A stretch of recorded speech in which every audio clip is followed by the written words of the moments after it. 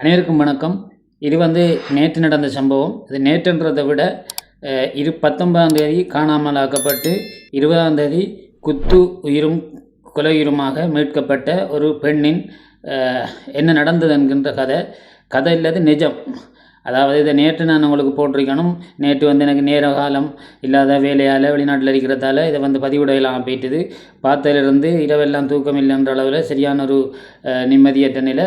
உண்மையிலே உலகையே மட்டக்களப்புன்னு சொல்ல முடியாது, உலகத்தையே உலுக்கிய ஒரு பயங்கரமான ஒரு சம்பவம் இது. அப்படி என்னென்று பார்க்க போனால், பவுனதீவு பிரதேசத்தில் நான் ஏற்கனவே இதில் பதிவேற்றிருக்கேன். பவுனதீவு பிரதேசத்தில் காஞ்சிரங்குடா என்கின்ற ஒரு கிராமம், அதுக்கு பக்கத்தில் கொத்தியாபுல என்கின்ற கிராமத்தில் இருந்த ஒரு பெண்மணி டவுனுக்கு போய் நகையை ஈடு வைப்பதாக ஏற்கனவே வெளியிடப்பட்ட தகவல். ஹாஸ்பிட்டலுக்கு போனதாக, ஹாஸ்பிட்டலுக்கும் போயிருக்கலாம். நகை ஈடுந்த நகையை அடகு மீட்பதற்காக செல்லும்போது ஆட்டோவில் ஒருவர் ஏற்றிருக்கின்றார். உண்மையிலே நரிக்கிற நபர் தெரிஞ்ச ஒரு ஆள், பக்கத்தூர் பவுனதீவுன்றது. அப்போ அவர் ஏற்றிருக்கிறார். அப்போ ஏற்றி கொண்டு விட்டு போட்டு திரும்பவும் அதே ஆட்டோவில் ஏற்றிட்டு வந்திருக்கிறாங்க.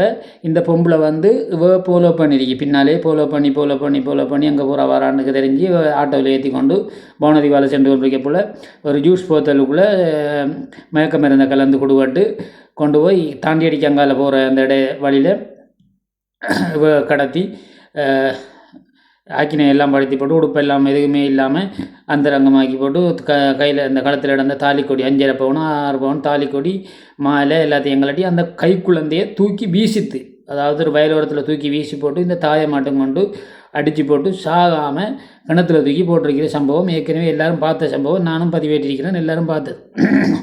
இது சம்பந்தமான கிணத்துல தூக்கி போடும்போது ஏற்கனவே அதுக்குள்ளேயே பொடிகளும் இருந்திருக்கு, சவங்களும் ஊதி போய் கிடந்திருக்கு. இது சம்பந்தமான செய்திகளை நான் ஏற்கனவே சொல்லியிருந்தேன். அதை விட பல இப்போ டிக்டாக்கு, ஃபேஸ்புக்கு, இன்ஸ்டாகிராம் எதை ஓப்பன் பண்ணால் கூட இது சம்பந்தமான செய்திகள் தான் தட்ட கொண்டிருக்குது.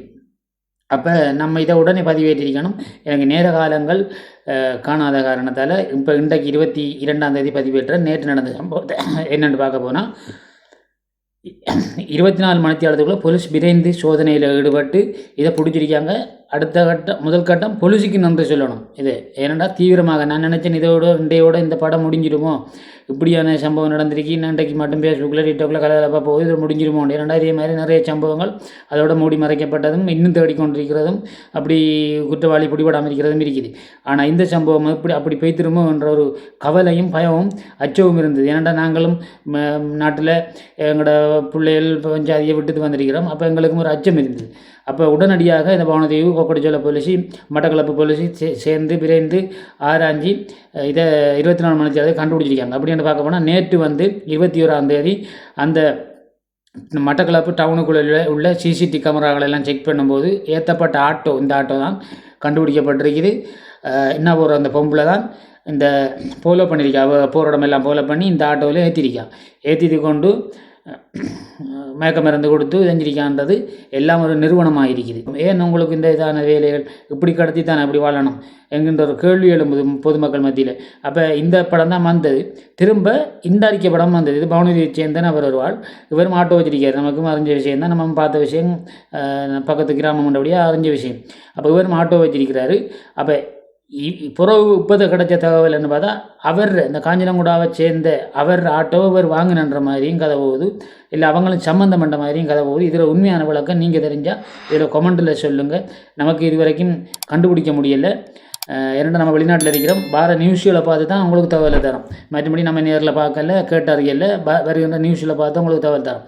அப்போ அந்த வகையில் இந்த நபர் ஆட்டோவில் ஏற்றி கொண்டு தான் இந்த பொம்பளையை இப்போ சில வேளை இவங்களுக்கு மெயினான ஆக்கள் ஒரு ஆள் இருக்கலாம். அப்போ சில வேளை கொண்டு இன்னொரு ஆக்கள்கிட்ட கொடுத்துருக்கலாம். இவங்களுக்கு பாரும் ஒரு வட மாகாணத்துலேயோ அல்லது மேல் மாகாணத்துலேயோ அல்லது எங்கேயோ ஒரு இடத்துல இவங்களுக்கு ஒரு மெயினான ஆக்கள், மிக முக்கியமான ஒரு கும்பல், மாஃபியா கும்பல் ஒன்று இருந்திருக்கலாம். அவங்களோட ஒரு தொடர்புக்காக அவங்கள்ட்ட இருந்து பணத்தை வாங்கி தாங்கள் சுக வாழ்வு வாழ்வதற்காக இந்த வேலையில் செய்திருக்கலாம், அல்லது போதைப் பொருளுக்கு அடிமையாக இருக்கலாம், பணத்துக்கு அடிமையாக இருக்கலாம், பெண்ணுக்கு அடிமையாக இருக்கலாம். ஆனால் இந்த பொடியனை பார்க்கும்போது இளம்பொடியன், வயது குறைந்தால், நல்ல அழகான குடும்பம், இளம் பொம்பளை பிள்ளை, இளம் குடும்பம், ஏன் உங்களுக்கு இந்த தேவையில்லாத வேலை என்கின்ற கேள்வி மக்கள் மத்தியில் எழும்போது, உண்மையிலே நீங்கள் ஆட்டோ வச்சிருக்கிறீங்க, ஓடுறீங்க, உழைச்சி சாப்பிடலாம், வைஃபோட காலத்தில் கொடி இருக்குது, நகை இருக்குது, வசதியாக இருக்கிறீங்க, சரி அன்றாட கூலி தொழிலுக்கு போகலாம். அப்போ அதை விட்டுட்டு ஏன் இந்த தேவையில்லாத ஒரு மனிதராக பிறந்த நம்ம ஒரு மாட்டை அடிக்கும்போது கூட ஒரு மனம் நமக்கு நோவு, ஒரு நாய் அடிக்கும்போது கூட ஒரு மனம் நமக்கு நோவு. அப்போ அப்படிப்பட்ட ஒரு மனிதர் ஒரு மனிதனை எப்படி எந்த வகையில் கொண்டு அடித்து சாக வச்சு, அதை கூட கைக்குள்ளே அந்த அம்மா தூக்கிட்டு போகிற இந்த வீடியோவில் உங்களுக்கு பார்த்தா தெரியும். இன்னும் தூக்கிட்டு போகிற அந்த அம்மா தான் இந்த அம்மான்ட்டு சொன்னால் அதுவும் ஒரு இளம் புள்ளை தான். இந்த புள்ளையை தூக்கி ரோட்டில் வீசி போட்டு அங்கேருந்து பல கிலோமீட்டர் தாண்டி கொண்டு தான் இந்த அம்மாவை இந்த பிள்ளையை கொண்டு கிணத்துல போட்டிருக்கேன்னா, இந்த கைப்புள்ளை அந்த ரோட்டில் அந்த இரவு புள்ள கத்தி கிடந்திருக்குது. அப்படியாண்டா எப்படியான ஒரு மனித பிறப்பு நீங்கள் மனித பிறப்பா, ஒரு மனித குண இயல்பு கொண்டாக்கலாம் என்னன்றது உண்மையிலே தெரியாது.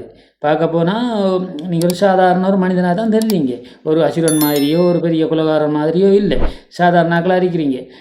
ஏன் இப்படியான தேவையில்லாத வேலையெல்லாம் செய்கிறீங்க? ஒரு மனிதனை எப்படி நாயக்கூட அடிக்கிறதுக்கு இறக்கப்படுற ஒரு மனிதன் ஏன் ஒரு மனிதனை அடித்து இப்படியான வேலைகள் செய்து இப்படி சாப்பிடணும்னு இருக்குதா? உழைத்து சாப்பிடலாம். இதனைத் தொடர்ந்து பொதுமக்கள் இதை விளங்கி கொள்ளணும். இன்னொரு விஷயம் என்னன்னு சொன்னால், அவதானமாக இருங்கள். இதே போன்று தான் யார் நம்மட கிராமத்தை சேர்ந்தவர் பக்கத்து வீட்டுக்காரர் கூட ஒரு சாப்பாட்டு சாமானோ ஒரு ஜூஸோ எதை தந்தாலும் நீங்கள் போக்குவரத்து பயணங்களில் வாங்கி குடிக்கக்கூடாது. ஏனென்று சொன்னால் இப்போ அவங்களுக்கு தெரியாது இதுக்குள்ளே என்ன கலந்திருக்கின்றது, அவங்கள்ட்ட இன்னொரு ஆள் கொண்டு கொடுத்துருப்பாங்க. அந்த வகையில் அவங்க உங்களுக்கு தந்திருப்பாங்க. சரி, நமக்கு தந்ததை நம்மளோட சொந்தக்காரால் தெரிஞ்சால் கேள்வி உங்களுக்கு தருவாங்க. ஆகையால் இதை நீங்கள் அவதானமாக இருக்கணும். எங்கே போக்குவரத்துனாலும் தெரியாதவர வாகனத்தில் வரக்கூடாது. தெரிஞ்சவரண்டா கூட என்ன பாருங்கள், இவர் பவனத்தை வச்சு இருந்தால் வேறு பக்கத்து கிராமம், அப்போ ஏதோ ஒரு வகையில் தெரிஞ்சிருக்கலாம். அவருக்கு வேறு தெரிஞ்சு தான் என்ன செய்கிற, கைக்குள்ளே பிள்ளையோடு நிற்கிறோம், கையில் பிள்ளை இருக்குது, நடந்து அவ்வளோ தூரம் 10 கிலோமீட்டர் நடந்து போகணுமே, அல்லது பஸ் வேறு லேட் ஆகுமே என்கின்ற அந்த ஒரு சிந்தனையில் தான் இந்த ஆட்டோவில் வரைத்து போயிருப்பாங்க. அப்போ இப்படிப்பட்ட சம்பவத்துகளை பார்க்கும்போது தெரிந்தவர்களையோ சொந்தக்காரர்களையோ யாரையுமே நம்பலாத ஒரு நிர்பந்தமான நிலை இப்போ நாட்டில் உருவாகிருக்குது. இதுக்கு மீண்டும் ஒரு முறை இந்த போலீஸாருக்கு நன்றியை தெரிவிக்கணும். விரைந்து நடவடிக்கை எடுத்து சிசிடிவி கேமரா பார்த்து இதை கண்டுபிடிச்சி இவங்களுக்கு இதுக்கு பின்னால் இன்னும் இருக்கா, பெரிய மாஃபியா கும்பல் இருக்குதா, வேறு எங்கேயும் இருந்தாரும் இயக்குறாங்களான்றதை மிக விரைவில் கண்டுபிடிக்க வேண்டும். கண்டுபிடிச்சி இவர்களுக்கான தண்டனையை இவர்கள் உண்மையிலே நம்முடைய இலங்கை சட்டத்தைப்படி கொலை செஞ்சாலுக்கு 6 மாதமோ 1 வருஷமோ 5 வருஷமோ 10 வருஷமோ ஜெயில் அனுபவிச்சு போட்டு மீண்டும் திரும்புகிறாங்க. உண்மையிலேயே விடுதலை புலிகள் காலத்தில் என்ன தண்டனை வழங்கப்பட்டதோ அப்படிப்பட்டவர்களுக்கு அதே தண்டனை இளைவர்களுக்கு வழங்கும் பட்சத்தில் தான் அடுத்தவர்கள் அதை செய்வதற்கு கோட்சில் வச்சு விளக்கத்தை கொண்டு வந்து ஜெயிலில் போட்டு சாப்பாடை கொடுத்து வீணான அரசாங்க செலவழிப்பதை விட இப்படியான கொலை குற்றவாளிகளுக்கு உடனுடனே தண்டனைகளை வழங்க வேணும் என பணிவாகவும் அன்பாகவும் சட்டம் வல்லுநர்கள் இதுக்கான நடவடிக்கையும் எடுக்க வேண்டும் என சாதாரண ஒரு பொதுமகனாக கேட்டுக்கொண்டு மீண்டும் இந்த போலீஸார் விரைந்து நடவடிக்கை எடுத்ததுக்கு மிக்க நன்றி. மிகவும் ஒரு மனம் இந்த நடவடிக்கையை பார்க்கும்போது சந்தோஷமாக இருக்கிறது. இதுக்கு பின்னால் யார் இருக்கான்னு கண்டுபிடிக்க வேணும். பொதுமக்களே மீண்டும் ஒரு முறை சொல்கிறேன், அவதானமாக இருங்க. யார் எவரென்று தெரியாத தெரிந்தவர்கள்ட்ட கூட எதுவும் வாங்கி சாப்பிடாதங்க. போகிற வழியில் கவனமாக இருங்க. குறிப்பாக நகைகளை போட்டு வெளியில் செல்லாதங்க. மாலைப்பட்ட நேரம் பின்னேற டைமில் தனிப்பயணங்களை மேற்கொள்ளாதங்க என்றதையும் விழிப்புணர்வாக சொல்லிக்கொண்டு மீண்டும் ஒரு வீடியோவில் உங்கள் அனைவரையும் சந்திக்கும் வரை விடைபெறுகிறேன். முதல் இந்த வீடியோ பார்க்குறார்கள் தயவுசெய்து சப்ஸ்கிரைப் பண்ணி போட்டு பாருங்கள். நன்றி, வணக்கம்.